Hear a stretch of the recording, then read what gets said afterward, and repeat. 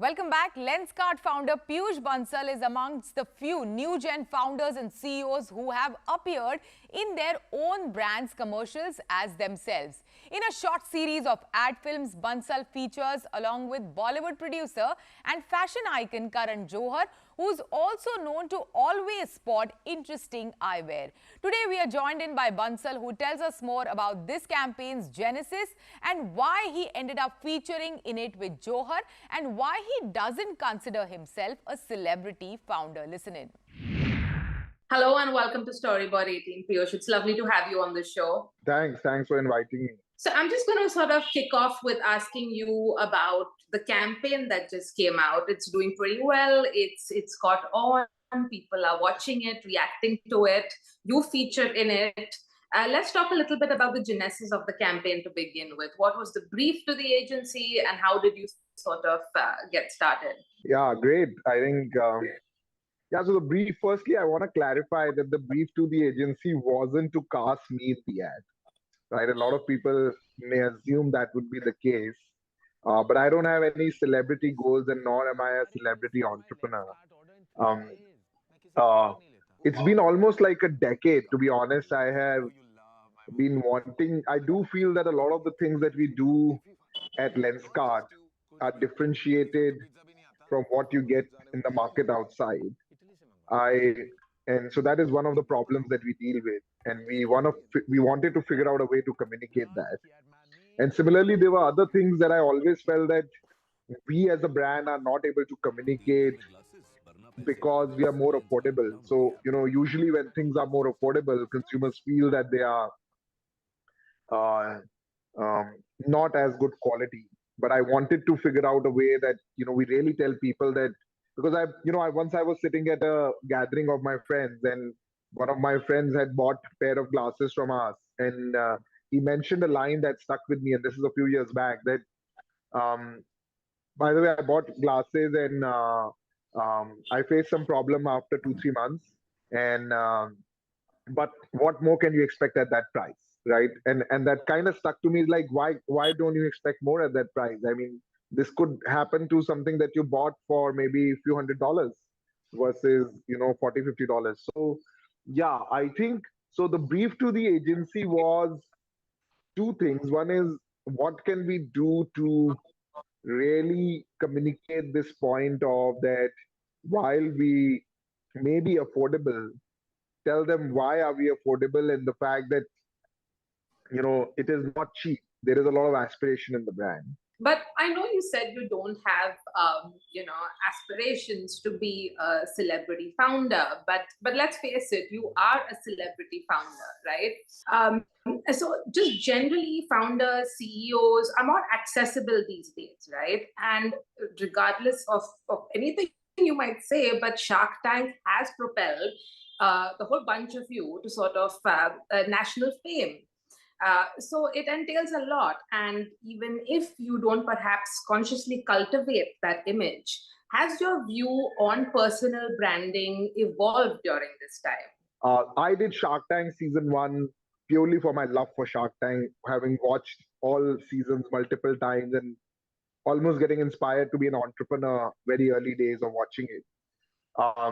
I'm doing season 2 because now it is almost like the entrepreneurs that have gotten inspired and the impact that it has made in India at a segment which was not happening before with just the pure VC investments. It's almost like become more of a responsibility than anything, to be honest, right? And, I became an entrepreneur because I got inspired by Bill Gates and I got inspired by a bunch of these people. And now there is this segment in India which is now turning to be entrepreneurs, especially the 5 to 15-year-old kids who are now talking about entrepreneurship. If you really go on the ground, it's completely changed. So it's like, okay, now how do you say no to this and kind of thing? And to be honest, I've learned more listening to the pitches and staying connected to the outer world and staying hungry and staying tuned to what the pace at which stuff is happening in India. So there is some personal incentive in terms of helping Lenskart grow and staying relevant. When I did this ad, it was literally to what works to allow Lenskart to go to the next level. Now, all of this put together, I would say I still don't have celebrity goals, but at the same time, I do feel that my number one goal is to take Lenskart to the next level. My number one goal is to make Lenskart, the Amazon of eyewear. And my number one goal is to make Lenskart a global brand and to make it synonymous to eyewear in India.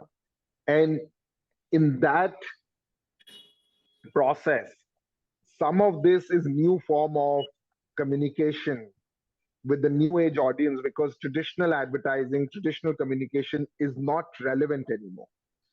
In today's environment, people relate to brands, they've become smarter. You just can't do something which you don't really believe in. You just can't communicate something which is not true. It's like I'm never gonna wear eyewear, but you made me a celebrity and talk about eyewear. In today's environment, that may not be as relevant. You're all privy to what's happening on social media and influencers. And so yeah, in that view, yes, there may be I haven't yet mastered this, but I do feel that knowing the context and the why of the brand helps consumers associate more than ever in today's environment. And I am able to deliver that why and the purpose to people probably in today's time and the moment that we are better than some others. So that's how I think of it. But I think of it as a transient phase in the evolution of the brand. Absolutely, absolutely. So what's coming up next in terms of some of the key marketing activities that you're looking at? Where is the sort of next phase of growth going to come from? Can we get a little bit into that?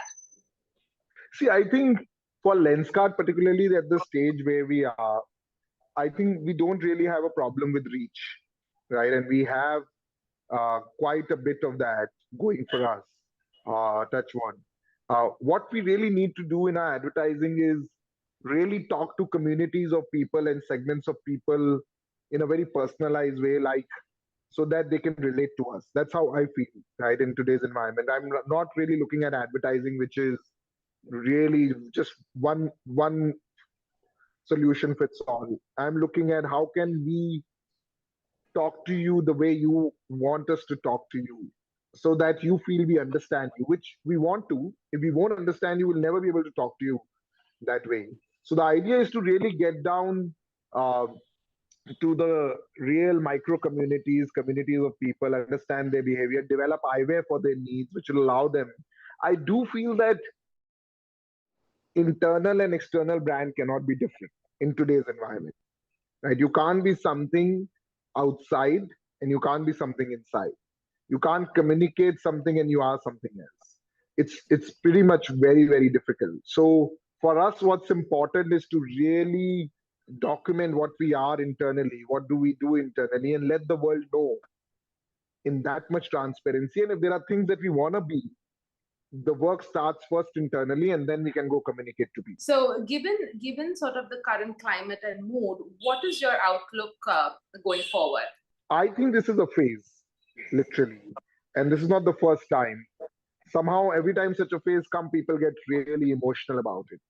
I think you need to look past through this phase and see what's ahead.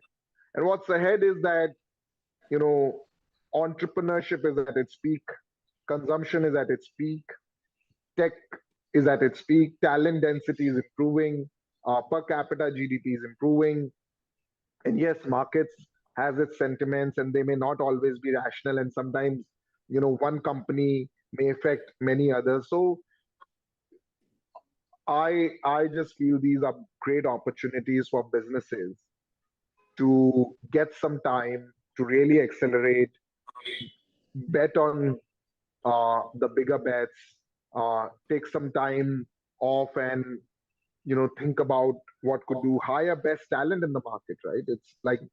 It's like a honeymoon period for us right now because all the talent that we would keep calling and trying to get them to the table is today on the table. Um, so yeah, you have to look past this. Um, if you're really building something for the long term, then this is just one of those cycles you have to live by. And this is not the first time. At least I've seen two, three of these in the past, and I'm not bothered, and I care less, to be honest. Thank you so much for your time Thank you. and